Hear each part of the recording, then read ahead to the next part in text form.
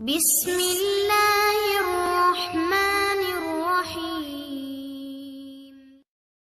السلام علیکم ناظرین، کیسے ہیں آپ سب؟ ایف جی اسلامک وائس میں آپ کا خیر مقدم ہے۔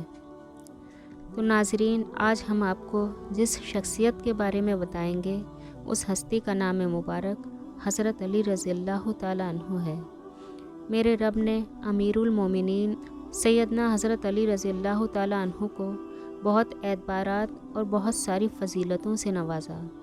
قرآن مجید میں اللہ پاک کا ارشاد ہے کہ تم میں وہ لوگ جنہوں نے مکہ فتح ہونے سے پہلے اسلام قبول کیا اور مکہ فتح ہونے سے پہلے اللہ کی راہ میں مال خرچ کیا، اور وہ لوگ جنہوں نے مکہ فتح ہونے کے بعد اسلام قبول کیا اور مکہ فتح ہونے کے بعد اللہ کی راہ میں مال خرچ کیا، تو یہ بعد والے لوگ ان پہلے لوگوں کے کبھی بھی برابر نہیں ہو سکتے۔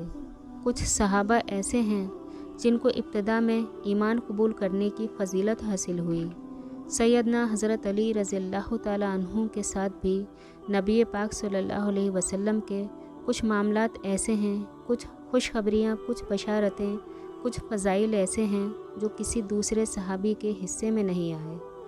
سب سے پہلی فضیلت کہ حضرت علی رضی اللہ تعالیٰ عنہ 9 عمر صحابہ میں سب سے پہلے شخص ہیں جنہوں نے اسلام قبول کیا۔ جب نبی کریم نے اعلان نبوت کیا تو پوری قوم ایک طرف اور اللہ کے حبیب ایک طرف، پوری دنیا میں کہیں بھی توحید کی دعوت نہیں تھی، اور اس وقت حضرت علی رضی اللہ تعالیٰ عنہ کی عمر ایک روایت کے مطابق 8 سال اور ایک روایت کے مطابق 10 سال تھی۔ ایک 8 یا 10 سال کے بچے کو اللہ نے اتنی فراست بخشی کہ وہ اس دعوت پر لبیک کہتے ہیں اور پوری قوم سے ٹکر لیتے ہیں۔ یہ بہت بڑی فضیلت ہے۔ اور نبی کریم نے فرمایا، جس نے علی سے محبت کی اس نے مجھ سے محبت کی، اور جس نے علی سے بغض رکھا اس نے مجھ سے بغض رکھا، اور فرمایا کہ میں حکمت کا گھر ہوں اور علی اس کا دروازہ ہے، میں علم کا شہر ہوں اور علی اس کا دروازہ ہے۔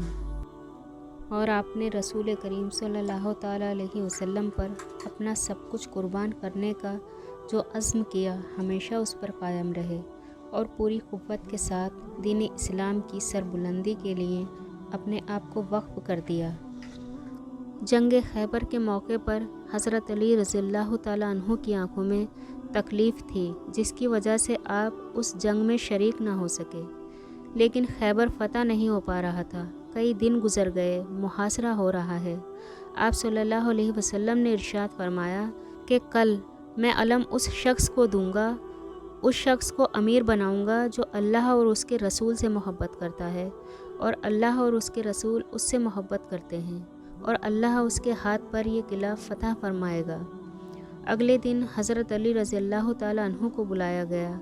ہر صحابی کے دل میں یہ تمنا تھی کہ شاید یہ خوش نصیبی میرے حصے میں آئے گی۔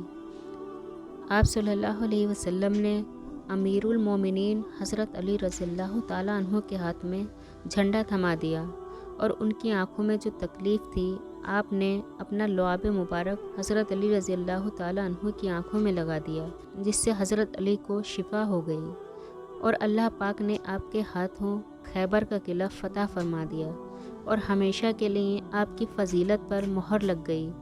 اللہ رب العزت نے یہ نظام بنایا کہ آپ کے ذریعے خیبر کو فتح کروایا تاکہ دنیا پر آپ کی فضیلت ثابت ہو جائے۔ غزوہ تبوک کے موقع پر نبی کریم نے حضرت علی کو حکم دیا کہ آپ مدینے میں رہیں اور امہات المومنین کی اور اہل خانہ کی حفاظت کریں اور نگرانی کریں۔ تو حضرت علی نے کہا کہ یا رسول اللہ، کیا آپ مجھے عورتوں اور بچوں میں چھوڑ کر جا رہے ہیں؟ جو لوگ تبوک کو جانتے ہیں اور اس کی ہولناکیوں کو جانتے ہیں، ان کی نظر میں اس جملے کی بہت بڑی اہمیت ہے۔ غزوہ تبوک وہ لڑائی ہے جس میں منافقین تو پیچھے رہ ہی گئے تھے، بعض مخلص صحابہ بھی پیچھے رہ گئے تھے، بعد میں جن کی توبہ کا اعلان ہوا اور ان کو سخت سزا دی گئی۔ غزوہ تبوک کے وقت بہت زیادہ شدید گرمی تھی اور بہت لمبا سفر تھا، اور اس وقت کھجوروں کے باغات پک کر تیار ہو چکے تھے۔ اتنی شدید گرمی تھی کہ منافقین کہہ رہے تھے کہ اتنی شدید گرمی میں جنگ کے لیے نہ نکلو۔ وہیں قرآن کی آیتیں نازل ہوئیں، قُلْ نَارُ جَهَنَّمَ أَشَدُّ حَرًّا، یعنی جہنم کی آگ اس سے بھی زیادہ سخت ہے۔ اتنی شدید گرمی اور کھجوروں کے باغات کو چھوڑ کر جانا، تو ایسے میں بعض مخلص صحابہ کے پاؤں بھی لڑکھڑا گئے۔ تو جس موقع پر بہت سے لوگ بہانہ تلاش کر رہے تھے کہ کسی طریقے سے ہم کو بہانہ مل جائے پیچھے رہنے کا، وہیں حضرت علی رضی اللہ تعالیٰ عنہ غمزدہ ہو رہے تھے کہ میں جنگ میں شریک کیوں نہیں ہو رہا۔ حضور اقدس صلی اللہ علیہ وسلم جانتے تھے کہ علی جنگ میں شریک نہ ہونے پر کتنے غمزدہ ہیں، میرے ساتھ نہ جانے کا علی کو کتنا غم ہے۔ لہٰذا آپ صلی اللہ علیہ وسلم نے فرمایا کہ اے علی، کیا تم اس سے خوش نہیں ہو کہ تمہارا وہی مقام اور وہی نسبت ہے میرے ساتھ جو موسیٰ علیہ السلام کو ہارون علیہ السلام کے ساتھ نسبت تھی۔ کتنے پیارے الفاظ ہیں۔ موسیٰ علیہ السلام کو جب اللہ نے فرعون کے پاس بھیجا تو موسیٰ علیہ السلام نے کہا کہ اے اللہ، تو میرے بھائی کو میرا مددگار بنا دے۔ اے اللہ، تو نے جو مجھے بہت بڑی ذمہ داری دی ہے فرعون کو توحید کی دعوت دینے کی، تو میں تجھ سے دعا مانگتا ہوں کہ تو مجھے طاقت عطا فرما دے اور میری کمر کو مضبوط کر دے میرے بھائی ہارون کے ذریعے۔ تو آپ صلی اللہ علیہ وسلم نے حضرت علی سے فرمایا کہ تمہارا مقام اللہ کی نظر میں اور میری نظر میں وہ ہے جو موسیٰ کی نظر میں ہارون کا تھا، اور وہی نسبت میری تم سے ہے جو موسیٰ کو ہارون سے تھی۔ اللہ نے تمہیں میرا ایسا مددگار بنایا ہے جیسے موسیٰ علیہ السلام کا ہارون علیہ السلام کو مددگار بنایا تھا۔ جب موسیٰ علیہ السلام کوہ طور پر گئے تو ہارون علیہ السلام نے پیچھے سے بنی اسرائیل کی حفاظت کی، تو تم بھی میرے پیچھے قوم کی حفاظت کرو۔ پھر نبی کریم نے ارشاد فرمایا کہ فرق یہ ہے کہ ہارون علیہ السلام نبی تھے اور میرے بعد کوئی نبی نہیں ہے۔ سبحان اللہ، میرے رب نے حضرت علی رضی اللہ تعالیٰ عنہ کو کیا شان بخشی۔ کچھ لوگوں نے آپ کی مخالفت کی تو وہ لوگ بھی برباد ہوئے، اور کچھ لوگ ایسے ہیں جنہوں نے آپ کی حمایت میں آپ کا مقام انبیاء سے بھی زیادہ بڑھا دیا تو وہ بھی برباد ہوئے۔ آپ کا مقام اللہ رب العزت نے بہت اونچا بنایا، لیکن آپ بشر ہیں۔ کچھ فضائل اللہ نے آپ کو ایسے عطا فرمائے جو باقی کسی بھی صحابہ کو نہیں دیے گئے۔ ساری دنیا ان فضائل کے قائل ہے۔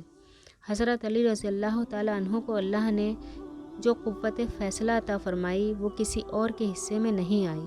یہی وجہ ہے کہ حضرت ابو بکر صدیق رضی اللہ تعالیٰ عنہ اور حضرت عمر رضی اللہ تعالیٰ عنہ اور حضرت عثمان غنی رضی اللہ تعالیٰ عنہ جب بھی کوئی اہم فیصلہ کرتے تو اس مجلس میں حضرت علی رضی اللہ تعالیٰ عنہ کی حاضری ضروری سمجھی جاتی تھی۔ حضرت عمر رضی اللہ تعالیٰ عنہ نے اپنے بعض فیصلے حضرت علی رضی اللہ تعالیٰ عنہ کی وجہ سے چینج بھی کیے ہیں۔ وراثت کے ایک مسئلے میں جب حضرت علی نے رہنمائی فرمائی تو حضرت عمر فاروق نے فرمایا کہ اگر علی نہ ہوتے تو عمر ہلاک ہو جاتا۔ حضرت علی رضی اللہ تعالیٰ عنہ کو اللہ رب العزت نے غیر معمولی علم اور ذہانت عطا فرمائی تھی، اور اس کی وجہ بھی ہے اللہ نے آپ کو رشتے بھی نایاب عطا فرمائے کہ آپ نے 9 عمری میں ہی اسلام قبول کیا، اور نبی پاک سے آپ کی رشتہ داری بھی ہے کہ نبی پاک کے دادا اور آپ کے دادا ایک ہی ہیں۔ نبی پاک کے والد اور حضرت علی کے والد دونوں بھائی ہیں۔ اتنا قریبی رشتہ، پھر اس رشتے کو مزید تقویت ملتی ہے کہ آپ نبی پاک صلی اللہ علیہ وسلم کے داماد بھی بن جاتے ہیں۔ آپ حضور اقدس صلی اللہ علیہ وسلم کی شہزادی حضرت فاطمہ رضی اللہ تعالیٰ عنہ کے شوہر اور حضرت حسن اور حضرت حسین کے والد بھی ہیں۔ کم عمری سے ہی نبی پاک کے ساتھ جنگوں میں شرکت، اس سے بھی آپ کو علم سیکھنے کا بہت موقع ملا، اور خلفائے راشدین کے تمام فیصلوں میں آپ شریک رہے، اور باقی 3 خلفائے راشدین کا نظام حکومت آپ نے اپنی آنکھوں سے دیکھا، اور حضرت عمر رضی اللہ تعالیٰ عنہ نے جو کمیٹی بنائی اس میں آپ کو شریک کیا اور خلافت کا اہل قرار دیا۔ حضرت علی رضی اللہ تعالیٰ عنہ کو اللہ پاک نے جن صفات سے نوازا ان میں تحمل اور بردباری بھی ہیں۔ آپ کا زیادہ تر خلافت کا زمانہ جنگوں میں گزرا اور اپنوں سے ہی لڑائیاں ہوئیں۔ بہت سارے لوگوں نے غلط فہمیاں پھیلا کر مسلمانوں کو آپس میں لڑوایا، لیکن ایسے موقع پر بھی حضرت علی رضی اللہ تعالیٰ عنہ کی زبان سے مخالفین کے لیے کبھی کوئی نازیبا لفظ نہیں نکلا، یہاں تک کہ جنگ صفی میں اور جنگ جمل میں آپ نے یہ آرڈر جاری کیا کہ پہل ہماری طرف سے کبھی بھی نہیں ہوگی، جب باغی پہل کریں گے تو ہم جوابی کارروائی کریں گے۔ یہاں تک کہ ان لوگوں کی نماز جنازہ بھی پڑھائی جاتی تھی۔ کتنا بڑا حوصلہ تھا آپ کا۔ تو حضرت علی رضی اللہ تعالیٰ عنہ کے بارے میں لاکھوں فضائلوں میں سے چند فضائل میں نے بیان کیے ہیں۔ میرا رب ہمیں ان اہل بیت سے محبت نصیب فرمائے۔ آج ہم فضائل سنتے بھی ہیں اور سناتے بھی ہیں، لیکن ان شخصیات کو فالو نہیں کرتے۔ یہ سچ ہے کہ جب تک اللہ کے حبیب حضرت محمد مصطفیٰ صلی اللہ تعالیٰ علیہ وسلم سے عشق نہ ہو تب تک ایمان قبول نہیں، لیکن عشق دعووں کا نام نہیں بلکہ پیروی کا نام ہے۔ اہل بیت سے جب تک عشق نہ ہو ایمان قبول نہیں، لیکن عشق کا دعویٰ اس وقت قبول ہوگا جب آپ اہل بیت کو فالو کریں گے۔ ہم اہل بیت سے محبت کرتے ہیں اور ہمارا ایمان ہے کہ اہل بیت سے محبت کے بغیر ہمارا ایمان قبول نہیں، لیکن ہمیں اس پر بھی فوکس کرنا چاہیے کہ ہم اہل بیت کو فالو کتنا کرتے ہیں۔ علم کامل نہیں ہوتا جب تک کہ عمل نہ ہو۔ تو اس ویڈیو میں جو ہم نے حضرت علی رضی اللہ تعالیٰ عنہ کی فضیلتیں بیان کی ہیں وہ لاکھوں میں سے چند فضیلتیں ہیں۔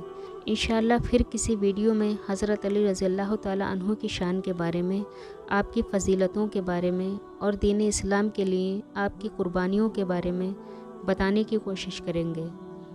میرا رب میرا کہنا اور آپ کا سننا قبول فرما لے۔ اللہ رب العزت ہمیں اپنے حبیب کی سنتوں پر عمل کرنے والا بنا دے، آمین۔ تو آج کے لیے بس اتنا ہی، انشاءاللہ پھر ایک واقعے کے ساتھ حاضر ہوں گے۔ اللہ حافظ۔ چینل کو سبسکرائب کریں، ویڈیو کو لائک اور شیئر کرنا نہ بھولیں۔